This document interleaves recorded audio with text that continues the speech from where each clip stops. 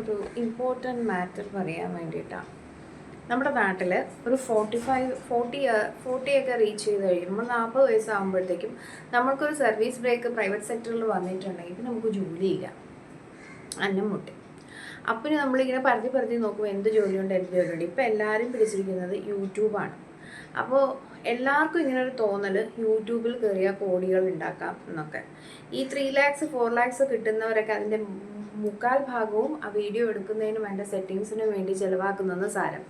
പിന്നെ നമ്മളിങ്ങനെ നമ്മുടെ എന്നെപ്പോലുള്ളവരൊക്കെ അറിവില്ലാതെ വീഡിയോയുടെ താഴെ ചെന്ന് സബ് ടു സബ് ചീറ്റിംഗ് ആണ്. അത് യൂട്യൂബിൻ്റെ ഡിസപ്റ്റീവ് റൂൾസ് എടുത്ത് നോക്കിയാൽ അറിയാം. സബ് ടു സബ് പറയാനേ പാടില്ല. നീ സബ് ചെയ്താൽ ഞാൻ സബ് ചെയ്യാം, അങ്ങനെ പറയരുത്. നമ്മുടെ വീഡിയോസ് കണ്ട് ഇഷ്ടപ്പെട്ടു വരണം. പിന്നെ നമ്മൾ മോണിറ്റൈസ് ചെയ്യാൻ കാശ് കൊടുത്ത്, ഇതൊക്കെ ഡിസപ്റ്റീവ് റൂൾസ് വരും. പിന്നെ നമ്മൾ പബ്ലിഷ് ചെയ്യുന്ന വീഡിയോസ് പബ്ലിഷ് ചെയ്ത് കഴിയുമ്പോൾ, ഇപ്പോൾ ഞാനൊരു വീഡിയോ പബ്ലിഷ് ചെയ്ത് കഴിഞ്ഞ് എനിക്ക് ഏറ്റവും ഡ്രസ്സ് ഇച്ചിരി ഓക്വേർഡ് ആയിട്ട് ഞാൻ ഡിലീറ്റ് ചെയ്തത് 500 വ്യൂസ് കഴിഞ്ഞതിന് ശേഷം പിന്നെ എനിക്ക് വീഡിയോസിന് വ്യൂസ് ഇല്ല. പിന്നെ നമ്മൾ യൂട്യൂബിൻ്റെ കുറച്ച് റൂൾസ് ഉണ്ട്, തംബ്നെയിൽ. ഇതൊന്നും നമ്മൾ യൂട്യൂബ് പറയുന്ന അനുസരിക്കില്ലെങ്കിൽ യൂട്യൂബ് നമ്മുടെ ചാനൽ ഡിലീറ്റ് ആക്കി പോവും. ഇപ്പം അതൊന്നുമല്ല ചിലരൊക്കെ വിചാരിക്കുന്നത് ഈ രാത്രിയിലൊക്കെ നമ്മളിരുന്ന് ലൈവ് ചെയ്യുന്നത് ഏതാണ്ട് പ്രോബ്ലം കൊണ്ടാണെന്ന്. ആ പ്രോബ്ലം അല്ല കേട്ടോ. നമ്മൾ ലൈവ് ചെയ്യുന്നത് എന്തിനാന്ന് വെച്ചാൽ, നമ്മൾ ദരിദ്രവാസികളായതുകൊണ്ടാണല്ലോ. ഞാൻ ദരിദ്രവാസി ആയതുകൊണ്ടാണ് ഈ പല പരിപാടികളും എങ്ങനെ രക്ഷപ്പെടാൻ നോക്കുന്നത്. അപ്പോൾ ഞാൻ യൂട്യൂബ് വഴി രക്ഷപ്പെടാൻ നോക്കിയപ്പോൾ ആദ്യമൊന്നും എനിക്കിതിനെക്കുറിച്ച് അറിവൊന്നുമില്ല. അതൊരു മനസ്സന്തോഷം.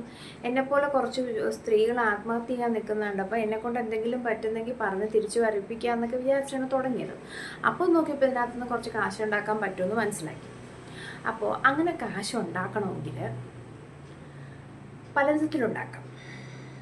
ആ പല വിധങ്ങളിൽ ചിലർക്ക് താല്പര്യമില്ല. പിന്നെ ഒരു വിധം ഉള്ളതെന്ന് വെച്ചാൽ, ഇത് നമുക്കൊരു 3-4 മാസത്തിനുള്ളിൽ മോണറ്റൈസ് ആക്കി എടുക്കണമെന്നുണ്ടെങ്കിൽ നമ്മളൊരാഴ്ചയിൽ 6 ദിവസം 3 മണിക്കൂർ ലൈവ് ചെയ്യണം.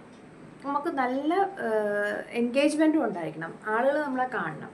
ഒരാഴ്ചയിൽ 6 ദിവസം 3 മണിക്കൂർ, രാവിലെ 1.5 മണിക്കൂർ, വൈകിട്ട് 1.5 മണിക്കൂർ, 4 മണിക്കൂർ, അങ്ങനെ 4 മാസം കംപ്ലീറ്റ് ചെയ്യണം. ഈ 4000 വാച്ച് അവറാണ് ഒരു യൂട്യൂബ് ചാനൽ മോണിറ്റൈസേഷന് കൊടുക്കണമെങ്കിൽ. 4000 വാച്ച് അവർ വേണം. 4000 മണിക്കൂർ നമ്മളെ വീഡിയോസ് ആരെങ്കിലും കണ്ടിരിക്കണം. 1000 സബ്സ്ക്രൈബേഴ്സ് വേണം. നമ്മളെ കാണുന്ന 1000 പേരുണ്ടാവണം.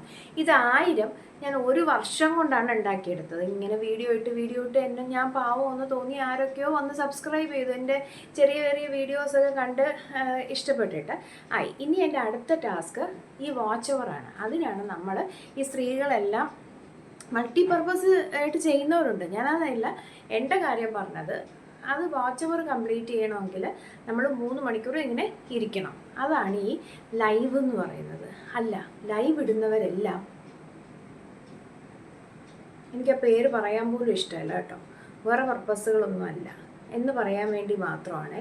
അപ്പോൾ ഇതാണ് ഈ ലൈവ് ഇടുന്നതിൻ്റെ കാര്യം. അല്ലാതെ ലോകത്ത് നടക്കുന്ന ആൾക്കാരെ മൊത്തം, അതുകൊണ്ട് നമുക്കൊരു മാനസിക സന്തോഷം കിട്ടും കുറച്ച് മനുഷ്യരെ കാണുമ്പോൾ, സംസാരിക്കുമ്പോൾ.